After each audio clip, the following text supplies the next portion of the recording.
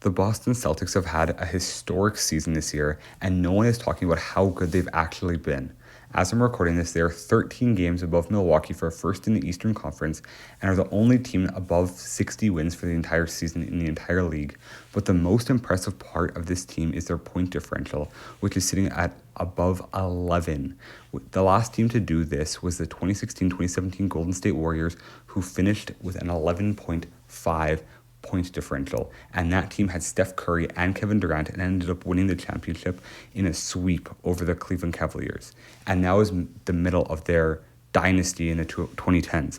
So with this Boston Celtics team matching that point differential and being as dominant as the 2016-2017 Warriors, we have to start talking about this team in a different level of respect. And I think that their dominance this season has been due to the fact that they're a complete team and they have 5 to 6 guys who can receive consideration for all defensive teams, and you have an numerous amount of guys who can score the basketball as well.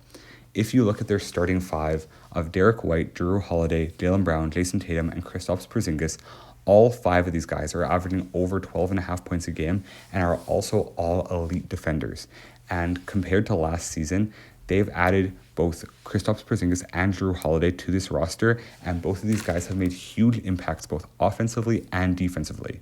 Kristaps Porzingis has been added as a third option offensively and has settled in nicely, averaging 20 points a game on very good efficiency and is shooting almost 38% from 3 and over 50% from the field. And alongside Jaylen Brown and Jason Tatum, who are both also averaging over 20 points a game, that trio of Porzingis, Brown, and Tatum is averaging a combined 70.3 points per game. And if you average in the Derek White and Jrue Holiday backcourt, this offensive starting unit is averaging 97 points per game, nearly 100 points a game from only 5 players. And then if you look at their bench unit, who has Peyton Pritchard, Sam Hauser, and Al Horford all averaging over 8.5 points a game off the bench, this team has a very deep offense, and that is the reason that they're leading the league by 2 points in offensive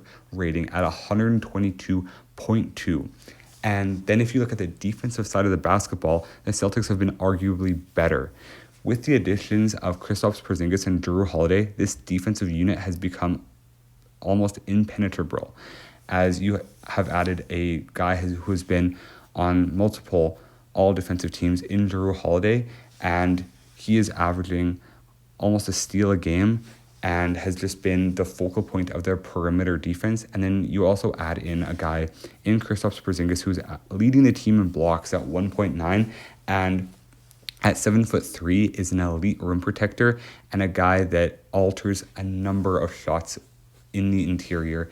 And when you're looking at a playoff series against potentially Giannis Antetokounmpo or Joel Embiid, or if you make the finals, possibly Nikola Jokic, you need a good inside protector that can play elite level defense on the interior. And last year against the Miami Heat, the Boston Celtics struggled on the interior against Bam Adebayo and have struggled against Joel Embiid in the past. But with the addition of Kristaps Porzingis, this team has blossomed defensively.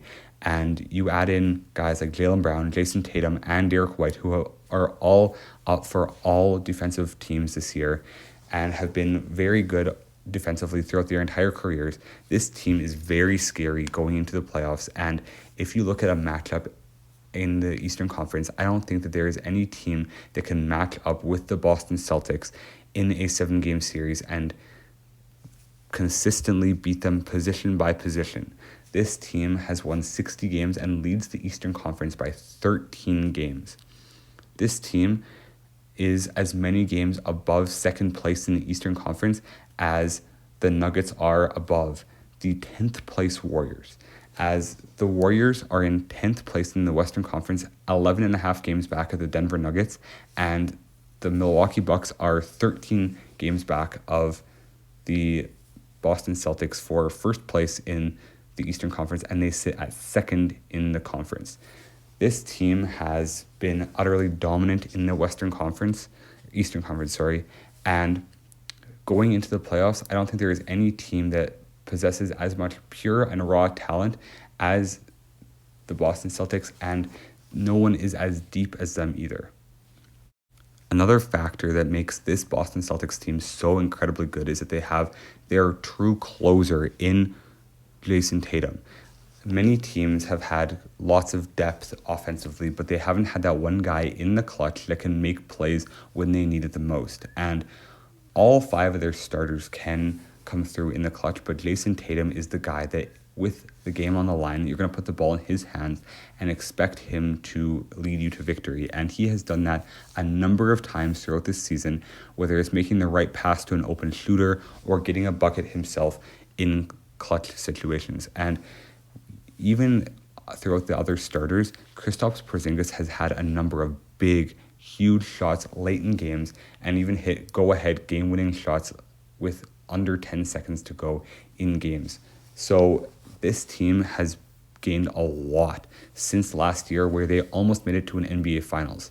They've made it to 3 straight Eastern Conference Finals appearances, and in one of those years, they made it to the NBA Finals, losing narrowly to the Golden State Warriors. And this year, they have added 2 elite all-NBA level players in Jrue Holiday and Kristaps Porzingis, so it's hard to see any other team competing with them in the Eastern Conference and even in the entire league. This Celtics team should be favorites in any series they enter in this playoffs, and the only teams that I could see really giving them a run for their money in the Western Conference are the Clippers, who have 4 stars in Russell Westbrook, James Harden, Paul George, and Kawhi Leonard, and the Denver Nuggets, who are the reigning NBA champions and have dismantled teams over the past 2 seasons. Those are the 2 teams I would consider real contenders for the Celtics in the Western Conference. But if you look at the Eastern Conference, I don't think that there is a team that is as deep and as loaded offensively and defensively as the Boston Celtics. And I don't even see a team that could even take them to a full 7-game series. But as we all know, anything can happen in the NBA playoffs. So let me know your predictions down in the comment section below, and let me know who you think is going to win the NBA championship this season. God bless you all. I hope you have an amazing day, and make sure to subscribe to the channel so we can hit 1,000 subscribers by the end of April. God bless.